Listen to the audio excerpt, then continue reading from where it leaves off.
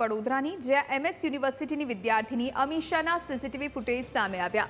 અમીષાનો મૃતદેહ કેનાલમાંથી શંકાસ્પદ હાલતમાં મળી આવ્યો હતો। 5 લાખ રૂપિયા લઈ અમીષા રહસ્યમય રીતે ગુમ થઈ ગઈ હતી। બેંકમાંથી 5 લાખ રૂપિયા લઈને પરત ફરતી અમીષા સીસીટીવીમાં કેદ થઈ। યુનિવર્સિટીમાં એકલી દેખાઈ આવી અમીષા યુનિવર્સિટીમાં વિજિલન્સના ફોનથી ઘરે ફોન કર્યો હતો। કેન્ટીન તરફ વિદ્યાર્થીની આંટાફેરા કરતી જોવા મળી હતી।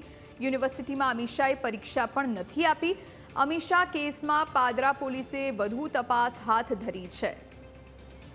આ વિશે વધુ જાણકારી માટે સંવાદદાતા પ્રશાંત ફોન લાઈન પર જોડાયા છે। પ્રશાંત, સીસીટીવી અમીષાના જોવા મળી રહ્યા છે, આખો કેસ છે શું?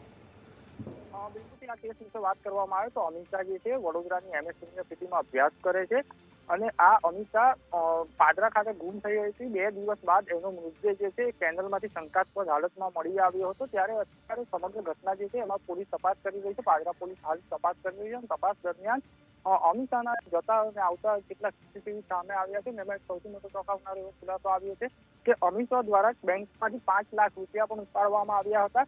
જો કે આ 5 લાખ રૂપિયા ક્યાં ગયા અને શું છે હજુ રહસ્ય બંધ છે। પોલીસ તે દિશામાં તપાસ ચાલુ કરી રહી છે। અમીષા દ્વારા વિજિલન્સ યુનિવર્સિટીની જે વિજિલન્સ હોય છે વિજિલન્સ પાસેથી ફોન લઈ અને એમના ઘરે ફોન કરીને વાત બી કરી હતી અને ત્યારબાદ એ ગાયબ થઈ ગઈ હતી અને એની ડેડ બોડી કેનાલમાંથી મળી આવી હતી। કેન્ટીન તરફ આ વિદ્યાર્થી જે છે અમીષા તે આંટાફેરા કરતા હોવાની સીસીટીવી નજરમાં સ્પષ્ટ આવી રહ્યું છે અને અમીષાએ પરીક્ષા પણ જે હાલ પરીક્ષા ચાલી રહી હતી એ પરીક્ષા પણ આપી ના હોવાનું તપાસ દરમિયાન સામે આવ્યું છે। પ્રશાંત, સૌથી મોટો પ્રશ્ન એ કે પરિવાર તરફથી કોઈની પર શંકાની સોય ઉપજાવવામાં આવી છે ખરા? અને સાથે તેની હત્યા છે કે આત્મહત્યા, તેને લઈને કઈ દિશામાં તપાસ? બિલકુલ, જે રીતના અમીષા ઘરેથી નીકળી હતી એક્ટિવા લઈ અને એક્ટિવા લઈને નીકળ્યા બાદ 2 દિવસ સુધી ગુમ રહી હતી। પરિવાર તરફથી પાદરા પોલીસ મથકે ફરિયાદ નોંધાવવામાં આવી હતી। ત્યારે પોલીસ દ્વારા તેની શોધખોળ હાથ ધરવામાં આવી હતી અને કેનાલમાંથી શંકાસ્પદ હાલતમાં મૃતદેહ મળી આવતા પોલીસે તપાસ હાથ ધરી છે। પોલીસે તમામ દિશાઓ જે છે હત્યા હોય કે અકસ્માતે મોત થયું એ બંને દિશામાં હાલ તપાસ કરી રહી છે।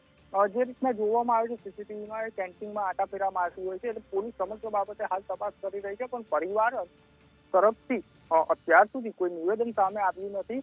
જો કે પરિવાર અને પોલીસ વચ્ચે અત્યારે સંકલન ચાલી રહ્યું છે। પોલીસ તપાસ જે છે તેનાથી પરિવાર ખુશ છે અને પરિવારનું માનવું છે કે પોલીસ જે દિશામાં તપાસ કરી રહી છે એ યોગ્ય તપાસ કરી રહી છે। જી, આભાર પ્રશાંત, આપ જોડાયા અને જાણકારી આપી તે માટે।